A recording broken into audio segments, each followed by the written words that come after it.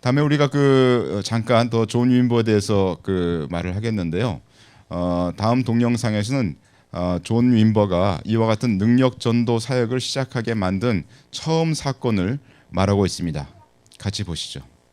There's an antagonism today against the gospel of the Lord Jesus Christ, but more importantly, there's an antagonism against His personhood, against His presence. And when the presence of God comes into your sanctuary and into your life, you will find that you have antagonism. That you are frightened and put off and bewildered and upset, perplexed and vexed against the very God that you've been inviting to come for years and move among you. The first time that the Lord Jesus Christ sent His Spirit in great power among us, I was fit to be tied for days. I was so angry, I was so upset, I wanted to get out of the ministry. I said, no way am I going to put up with it. Why, that's absurd, what God did. Of course, I wasn't absolutely sure it was God, but even after I was convinced it was God, I had difficulty with it. And I want you to know that. When God began moving among us, and that particular night, we were having a church service, and in fact, that Sunday afternoon, I was coming out of the church service. It was Mother's Day, of all days, Mother's Day. If you think you'd be safe in church on Mother's Day, well, I'm walking out of the church, and God says to me, tell that young man to preach tonight. Well, I'm not in the habit of just telling any old young man to preach in my church. And I said, and particularly that young man, because I'd heard he was a little strange. And I said, Lord, you want me to have him preach? And the Lord said very clearly to me, yes. So I went up to him and I said, Lonnie, would you like to preach tonight in my church? He said, oh yeah, I've been waiting for the chance. I thought, oh no. I'm telling you, I died 1,000 deaths all afternoon. All afternoon I agonized. I said, oh God, you got me into it again. You got me into a mess. He's going to mess my church up. And the Lord said, when did it become your church? I said, oh, that's right, okay. So I went to church that night, and we worshiped extra long.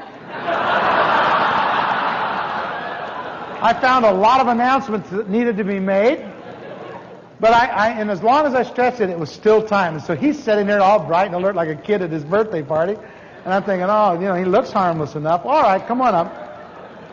So he comes up and he starts speaking, and I sit down over on the side, and I'm listening to him, and it's great. I'm thinking, what was I worried about?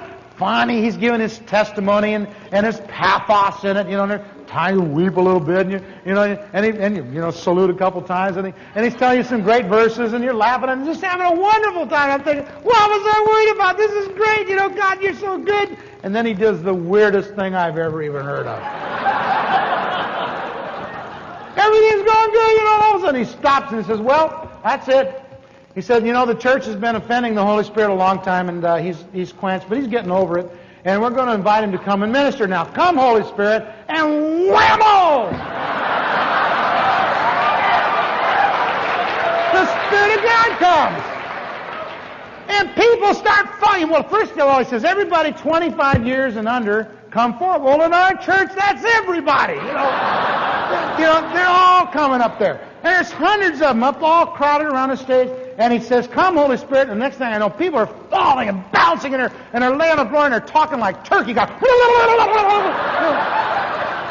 And one kid, he falls, and the microphone falls with him, and it's laying right in front of his face. And he's speaking in tongues, I'm not talking about 2 minutes. I'm talking about 45 minutes he's talking through that microphone. And we're wading through bodies, trying to get over to him.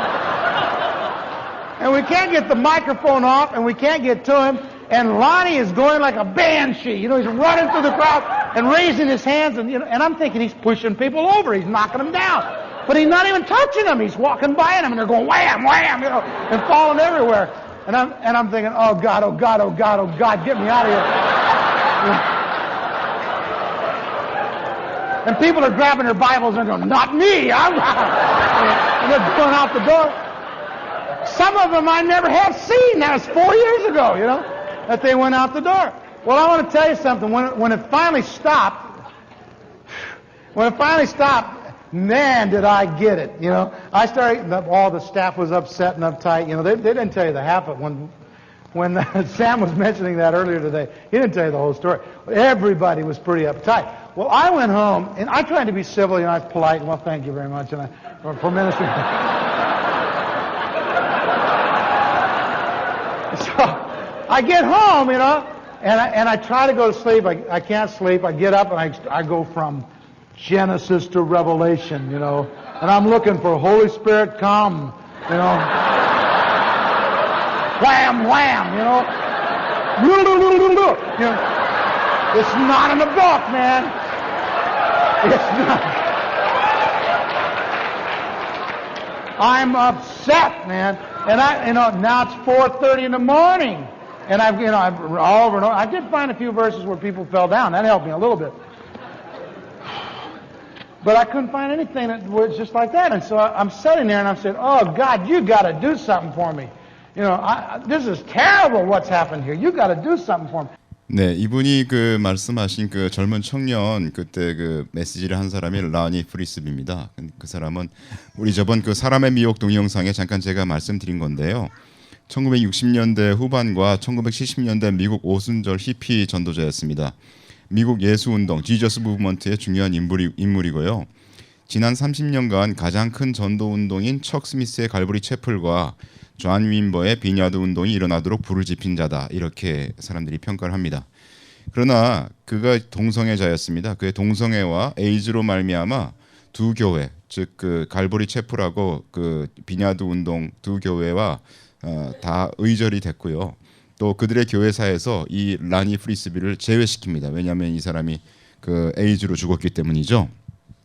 그리고 능력 전도, 파워 에반젤리즘이란 말은 이 라니 프리스비의 사역에서부터 유래됐다. 이렇게 사람들이 평가를 합니다. 그리고 93년도에 에이즈로 죽었습니다.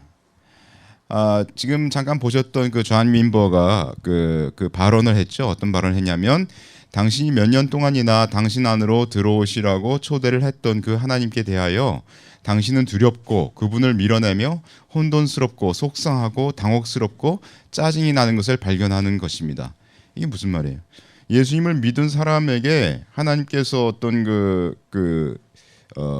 하나님을 이렇게 보여주실 때 우리가 그분이 하나님이 짜증난다는 거예요. 하나님이 혼돈스럽게 나를 하시고 하나님이 두렵고 싫다는 어떤 것을 내 속에 하나님을 적대하는 그런 마음이 있다는 걸 여러분들이 발견하실 거예요. 내가 예수님 믿기 전이라면 그럴 수 있어요. 예수님 믿기 전이라면 우리가 마음으로 하나님과 원수가 되었다고 그러지 않았습니까? 근데 예수님을 믿은 사람이 저렇게 될 수가 있을까요? 그런 건 없죠. 성경에 이런 말은 없습니다. 우리 하나님을 우리가 더 충만히 알게 될 때 어떻게 그 하나님에 대해서 우리가 당혹스럽고 짜증이 나고 혼돈스럽고 그분을 밀어냅니까? 그 하나님께서 우리에게 나타나실 때 어떻게 그러실 수가 있어요? 전혀 성경적이지 않은 발언을 하고 있습니다. 그러면 이분이 왜 이런 발언을 거기서 하실까요? 그런 거죠. 이와 같은 이상한 발언을 하는 그 의도가 무엇입니까? 왜냐하면 이분이 지금 그 첫 번째 그런 사역을 시작하게 만든 사건을 간증하고 있지 않습니까? 그 사건 자체가 자기에게 그랬기 때문이라는 거죠. 그 사건을 정당화하기 위해서 그런 성경에 없는 표현들을 해가면서 사람들을 유도하고 있는 겁니다. 당신에게 하나님이 임하시는데 성령이 오소서 하면 그러면 당신이 원치 않는 당신이 짜증나는 그런 일이 벌어질 것을 예상해라. 사람들로 하여금 마귀를 받아들이도록 사탄을 받아들이도록 준비를 시키는 거죠. 우리 하나님이 어떻게 임하시는데 그렇게 짜증나고 그런 게 있어요? 성경에 그런 표현이 어디 있습니까? 말이 안 되는 겁니다. 이건 분명한 미혹입니다. 그것은 그가 체험한 성령이 오소서로 벌어지는 사건을 정당화하기 위해서 사람들을 준비시키고 있는 겁니다. 이럴 수 없는 거죠. 존 윈버의 부인의 간증을 우리 저번에 사람의 미혹 동영상에서 봤지만 다시 한번 보겠습니다. 윈버는 그날 밤 성경과 또한 위필로부터 웨슬리에 이르기까지의 부흥 역사를 읽었다. 그러나 그 공부를 해도 전역 사건에 대한 결론을 내릴 수가 없었다. 이 전역 사건이라는 게 아까 그 존 윈버가 얘기했던 그 사건입니다. 새벽 5시까지 윈버는 필사적으로 하나님께 기도했다. 주님, 이것이 당신이라면 나에게 말씀해 주세요. 잠시 후 콜로라도주 덴버의 친구 목사로부터 전화가 왔다. 윈버, 아침 일찍 전화해서 미안해. 그런데 정말 이상한 말 하나 전할 게 있어서 나도 무슨 말인지 모르지만 하나님께서 이걸 너에게 전해주라고 하시네. 그건 나다 윈버라고. 예. 그 멀리 떨어져 있는 친구 목사한테서 전화가 와서 난 무슨 메시지인지 모르겠는데 하나님이 너한테 전화해 주라 그랬어. 그건 나였다라고 전해해 주. 이게 이상한 그 말이죠. 굉장히 영적인 사건입니다. 그죠? 굉장히 영적인 사건인데 성경에 없는 어떤 일을 정당화시킬 수 있는 어떤 말을 하는 거예요. 그런데 윈버가 성경을 버리고 이 친구의 말을 하나님의 메시지로 받아들이는 거기에서부터 이 능력 전도가 시작되는 겁니다. 그래서 우리가 분명히 아는 건 뭐냐면 이 능력 전도는 성경의 말씀에 근거한 것이 아니다라는 것을 알 수가 있습니다. 성령이 오소서라는 말은 이 구절은 윈버가 자기 스스로 성경을 샅샅이 찾았지만 없다고 말하고 있습니다. 그렇지 않습니까? 존 윈버의 말을 다시 보겠습니다. 그가 말하기를 성경에는 사람들이 줄을 서고 예수님이나 바울이나 또는 다른 사람들이 그들의 머리를 톡톡 쳐서 차례로 쓰러뜨리는 장면이 없다. 그죠? 오늘날 신사도 운동에서 얘기하는 그와 같은 장면이 없다고 분명히 얘기합니다. 존 윈버가 얘기한 거예요. 그 신사도 운동의 근원이 되는 뿌리가 되는 그것을 시작한 사람이 얘기한 겁니다. 당신은 베드로나 야고보가 잡아 하면서 뒤에서 그들을 붙잡으려고 뛰어다니는 것을 생각할 수 있는가? 그런 장면이 없다는 겁니다. 아주 분명하게 존 윈버는 그걸 얘기하고 있어요. 그래서 우리가 보고 있는 이 상황은 성경에 있는 것과는 완전히 다른 것이다 라고 존 윈버가 스피리추얼 피나미나라는 거기에서 얘기를 했어요. 오디오 테이프에 기록되어 있는 것입니다. 다시 존 윈버가 하는 말을 보겠습니다. 존 윈버는 연이어서 이런 현상을 지지하는 어떤 구절도 성경에 없고 또한 어떤 교회 시대에서도 찾을 수 없다고 분명히 얘기를 했습니다. 그런데 이러한 그 여러 현상, 특히 그 거룩한 웃음, 헐리 라프터라고 그러죠. 그래서 나는 그것을 설명할 의무를 느끼지 않는다. 그것은 다만 현상이다. 그것은 단지 사람들이 하나님께 반응하는 것이다. 이렇게 결론을 내리고 있다는 거예요. 존 윈버도 그렇게 설명을 하고 있어요. 이것이 그 성경에 없기 때문에, 그러나 하나님은 성경보다 크기 때문에 내가 그것을 설명할 필요가 없다. 이렇게 하면서 그것을 받아들이고 있는 겁니다. 그리고 또 말하기를 갈보리 채플은 어떤 때 좀 심하게 문자적인 말씀에 치우치는 경향이 있다라고 존 윈버가 얘기합니다. 다시 말해서 이 말은 무슨 말이냐면 문자적으로 그대로 성경 말씀에 문자적으로 그걸 해석하려다 보면은 하나님을 하나님께서 우리에게 나타내시려고 하는 것을 못 받을 수가 있다. 뭐 이런 뉘앙스를 풍기는 거죠. 그래서 성경 말씀 밖의 것들을 우리가 받아들일 필요가 있다라고 그가 이렇게 조종하는 그런 발언이라고 우리가 볼 수가 있는 겁니다. 그러나 우리가 분명히 알 수 있는 건 뭐냐면 성령이여 오소서라는 구절은 성경에 없습니다. 그럼에도 불구하고 존 윈버는 그것을 하나님으로부터 온 것으로 단정짓고 그런 사역을 시작합니다. 오늘날 사람들 가운데 퍼지는 성령이여 오소서라는 찬송은 성경에 없는 구절과 내용으로 찬송하는 것입니다. 그렇지 않습니까? 그죠? 그 찬송을 지은 존 윈버 자신 스스로 그런 구절이 성경에 없다고 말하고 있었습니다. 성령이여 오소서를 반대함에 대해서 어떤 사람은 제가 이런 말을 하게 되면은 이런 생각을 할 수가 있어요. 저 사람은 성령의 능력을 하나도 모르는 사람인가 보다. 이렇게 오해할 수 있어요. 그러나 여러분, 예수님을 믿는 그 사건 자체는 영적인 사건입니다. 하나님께서 나에게 임하시는 사건이에요. 그래서 그건 근본적으로 영적인 것이기 때문에 제가 이런 말씀을 내가 예수님을 믿는다 했을 때 나는 영적인 것이 무엇인지를 아는 사람입니다. 제가 얘기하는 것은 무엇이냐면 성경에 있지 않는 것을 근거로 그런 것을 하는 것은 저는 분명히 반대하는 입장을 가지고 있다라는 것을 말씀드리고 싶은 겁니다. 고린도후서 10장 7절 너희는 외모만 보는도다. 만일 사람이 자기가 그리스도에게 속한 줄을 믿을진대 자기가 그리스도에게 속한 것 같이 우리도 그러한 줄을 자기 속으로 다시 생각할 것이라. 그래서 분명히 제가 말씀드리는 건 뭐냐면 성경에 없는 것을 근거로 사역하면 미혹된다. 이것을 말씀드리는 겁니다. 제가 다른 것을 말씀드리는 게 아니에요. 성경에 없는 것을 근거로 해서 사역하면 미혹된다. 이것을 저는 말씀드리고 싶은 겁니다. 다음 동영상에서 윈버는 또 어떤 메시지를 전하고 있는데 이 메시지는 뭐냐면 성경 말씀을 떠나서 사역하면 안 된다고 말하고 있는 동영상입니다. 한번 보시죠. Second of all, concerning angels in Anaheim, it's my perspective that as a people, we've been called I'm talking about particularly now the people here in this local church, we've been called to pursue God with all that's within us. That in the context of that pursuit, God may choose to give certain embellishments, certain kinds of blessings and this type of thing. But that anything and all things that occur, whether they are what we might call ordinary leading or extraordinary leading, need to come under the counsel of the Scripture. I think all too often, particularly in charismatic circles today, we've come to a place where we are thinking that an experience in and of itself is authentic just because it's supernatural. But my perception is that it's not necessarily authentic because it's supernatural. The enemy can provide supernatural experiences.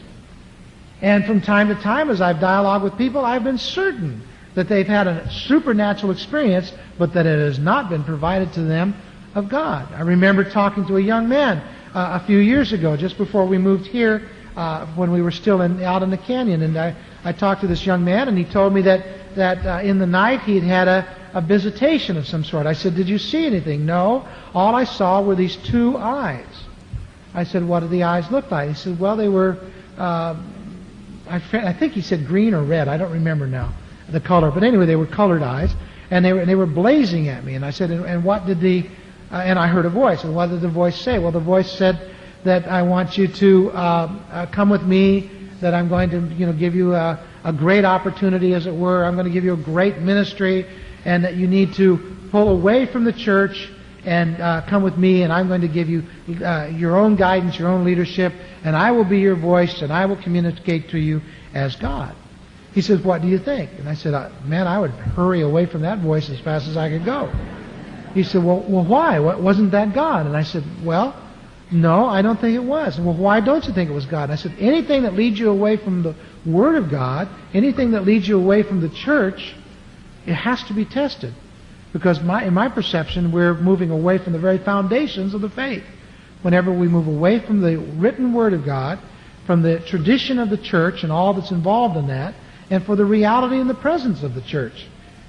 Well, he listened to me, and he's here today. I saw him come in earlier today. I don't know where he's sitting, but he listened to me. And as far as I know, we've talked a few times since then. He hasn't had any further visitations of that sort or any further activity of that sort. The third thing that I want to say about this whole business of angelic presence and angelic reality is that there's quite a bit been made of it in the context of various writers in recent years. Some of them have talked about speaking to angels and getting messages from angels and communicating with angels. And from time to time, I've had people, particularly in Europe, not so much here, talk about angelic warfare, that is to say cosmic warfare, as though it's something that we're to participate in. And I don't know how many times I've had them misquote out of context texts out of both the Corinthian books as well as texts out of the book of Revelation, and try to deal with as though they have been called to spiritual warfare, in which as intercessors they were to enter into and pull down strongholds and enter into and deal with principalities and powers over nations.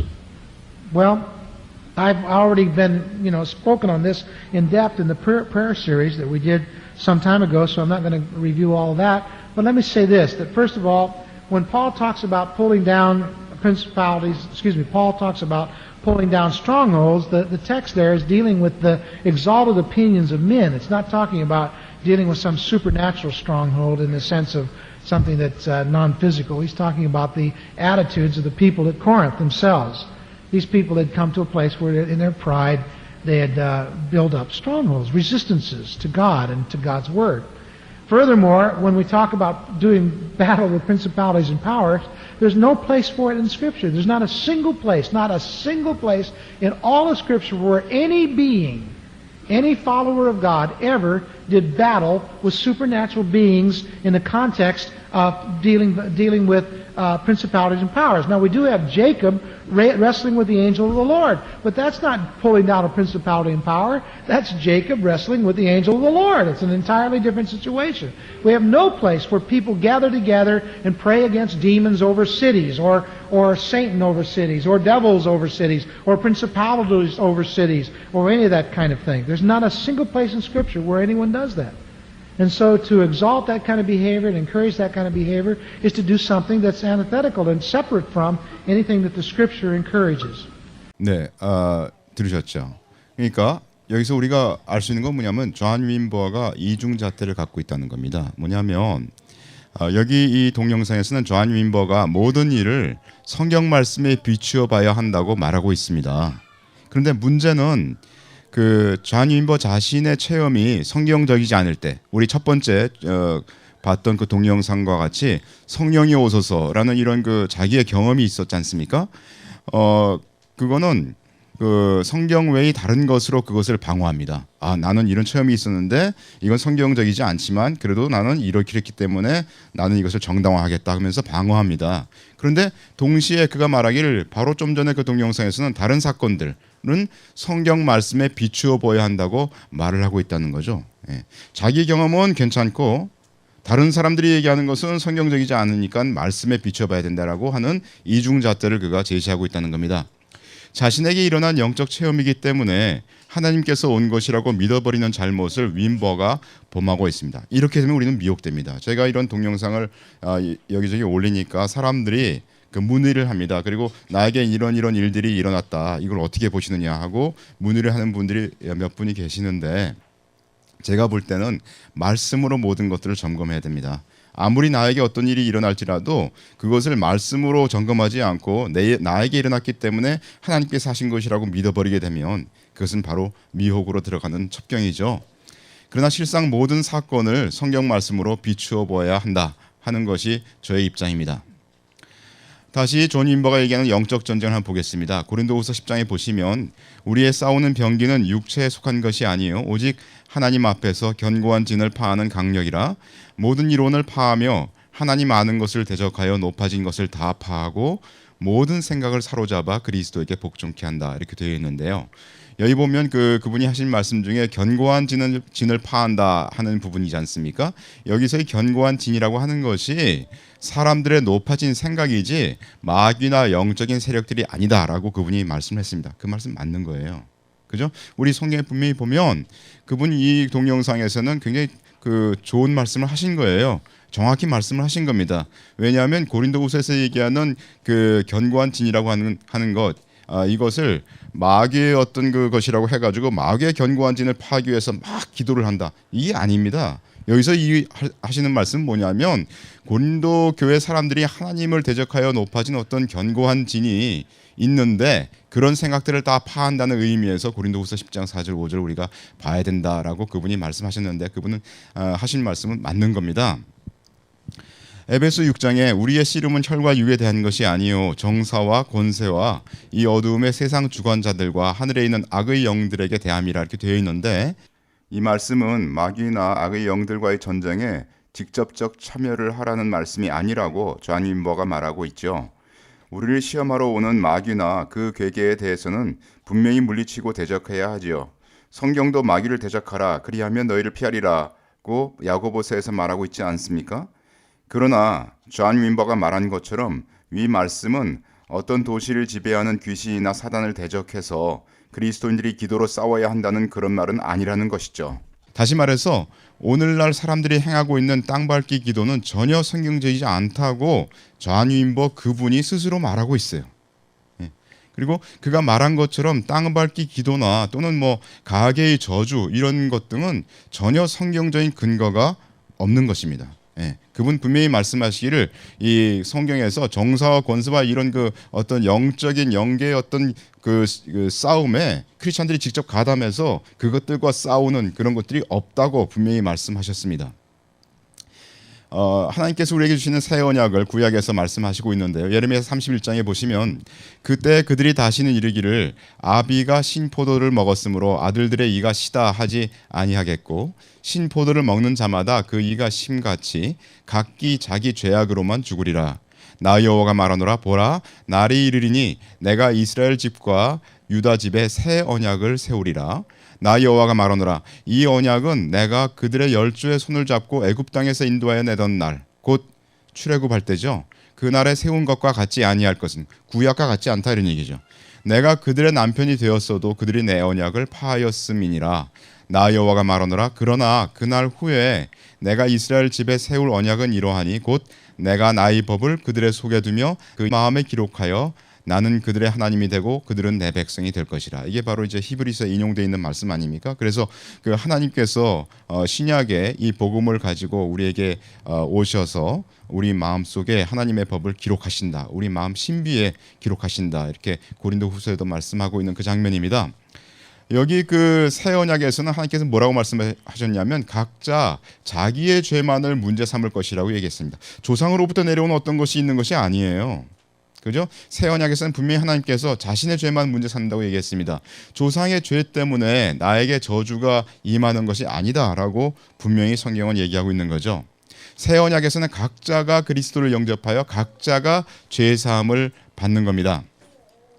땅밟기 기도나 가계의 저주를 끊는 기도 등은 우리로 하여금 사단의 권세가 크다고 느끼게 하는 원수의 계략일 수가 있다는 겁니다. 또한 그리스도인들로 하여금 사람들을 대면하여 말씀으로 복음을 전하는 것보다 소위 영적 전쟁 기도를 함으로써 무엇인가 내가 주님을 위해서 무슨 일을 했다라는 그런 착각을 하게 만드는 가르침이다. 실질적으로 주님은 우리에게 가서 사람들을 대하여서 복음을 전하라고 말씀하시는데, 그리고 그 사람들을 제자로 만들려고 했는데, 그런 어떤 그 수고를 하는 것보다는 내가 영적 전쟁 기도를 했다는, 어떤 일을 주님을 위해서 했다는 어떤 착각을 하게 함으로써 주님의 사람들의 그 에너지를 소비시키는 그러한 그 원수의 계략이다, 이렇게 볼 수가 있다는 겁니다. 다시 말하여 존 윈버 같이 자신의 체험을 하나님의 말씀보다 높이는 잘못된 잣대를 가진 자가 땅밟기 기도가 잘못된 것이라고 말을 하고 있다면 그 땅밟기 기도는 얼마나 잘못된 것이겠는가라고 우리가 결론을 내릴 수 있다는 겁니다. 디모데후서 2장에 보시면 망령되고 헛된 말을 버리라. 저희는 경건치 아니함에 점점 나아가나니, 이렇게 되어 있습니다. 우리가 주님의 말씀에 근거하지 않은 것들을 받아들이기 시작하면 점점 더 경건치 아니함에 나아가게 될 것입니다. 뭐 당연한 건 아니겠습니까? 맨 처음에 이분들이 비성경적인 성령이여 오소서를 성경에 있는 것처럼 또는 성경과 같은 권위로 그것을 받아들였어요. 받아들이게 됨에 따라서 심지어 윈버조차 잘못된 것이라고 말한 땅밟기 기도가 들어오지 않았습니까? 그리고 그 다음에 가계의 저주를 끊는 기도 같은 게 들어왔어요. 그 다음에 또 거룩한 웃음 같은 게 들어왔어요. 동물 소리 같은 게 막 나오고, 이런 점점 더 경건치 않은 것들로 나아갈 수밖에 없습니다. 왜?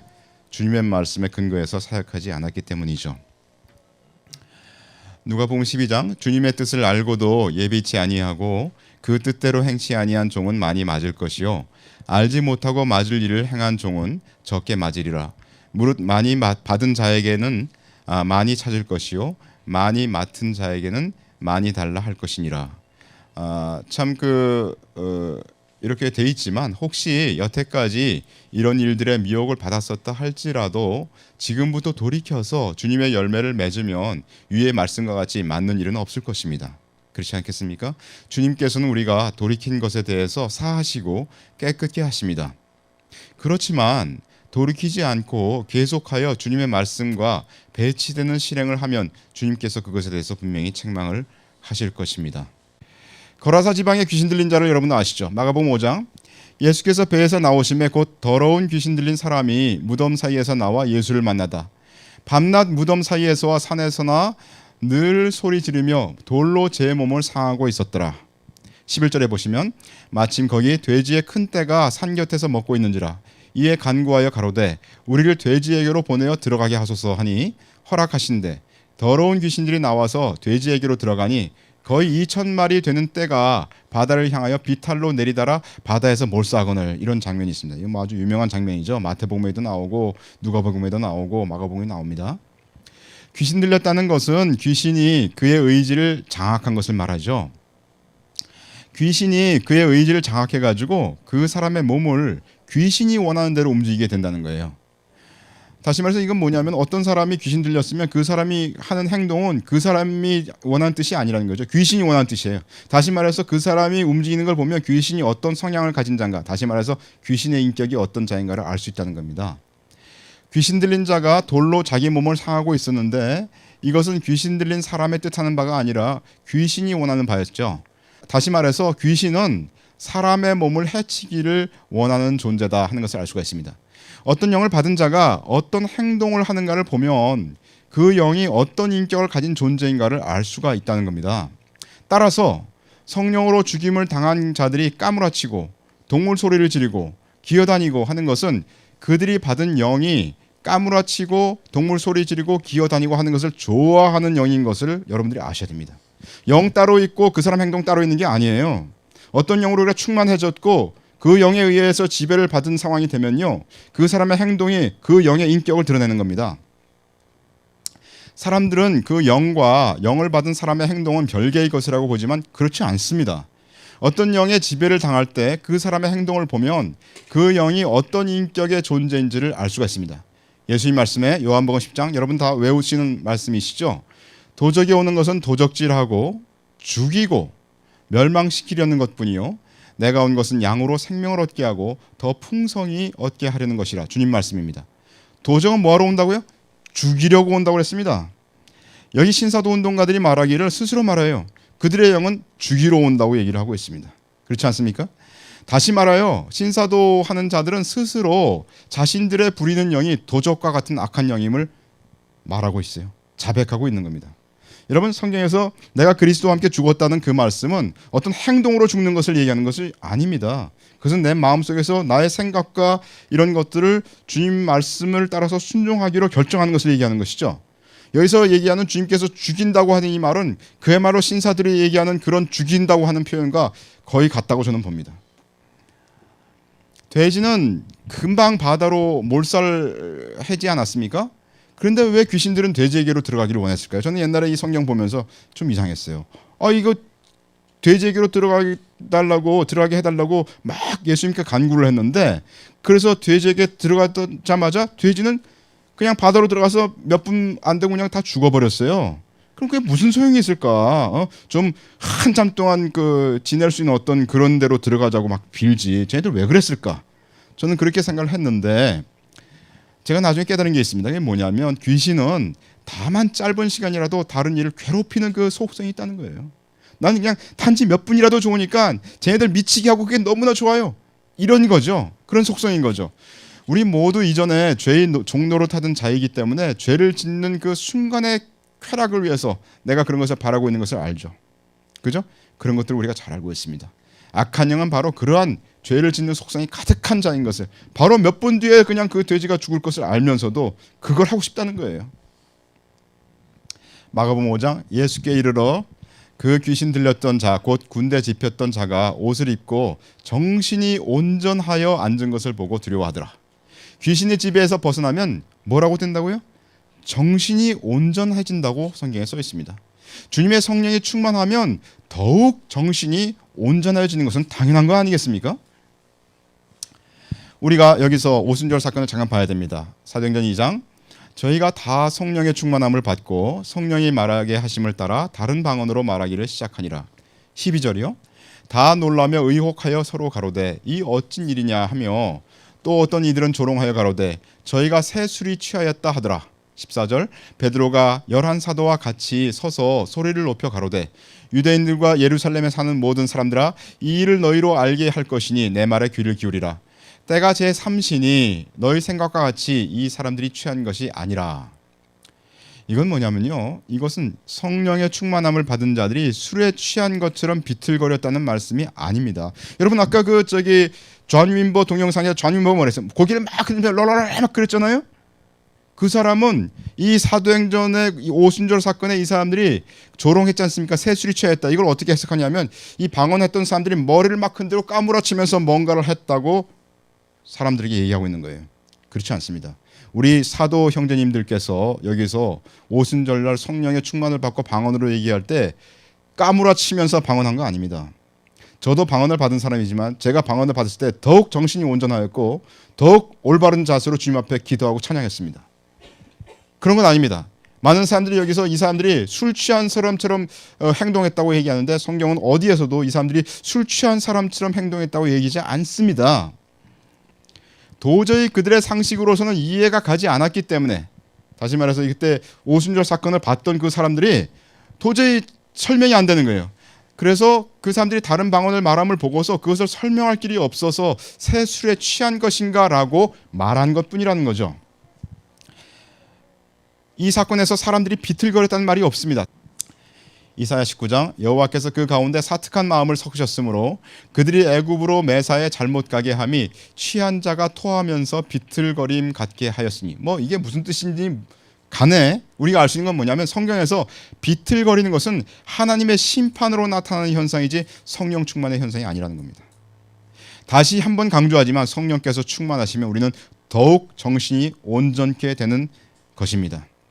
고린도후서 6장 너희는 믿지 않는 자와 멍에를 같이 하지 말라.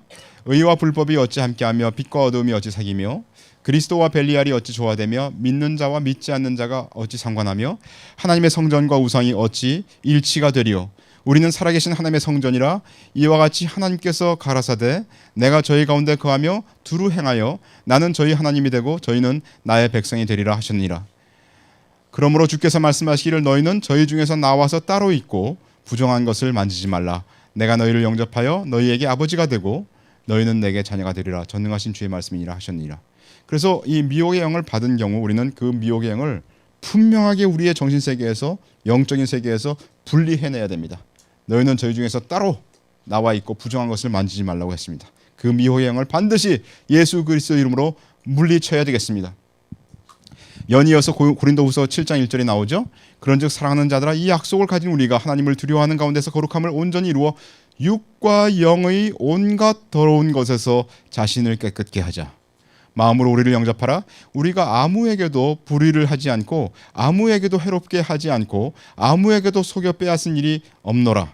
내가 정죄하려고 이 말을 하는 것이 아니라 이전에 말하였거니와 너희로 우리 마음에 있어 함께 죽고 함께 살게 하고자 함이라.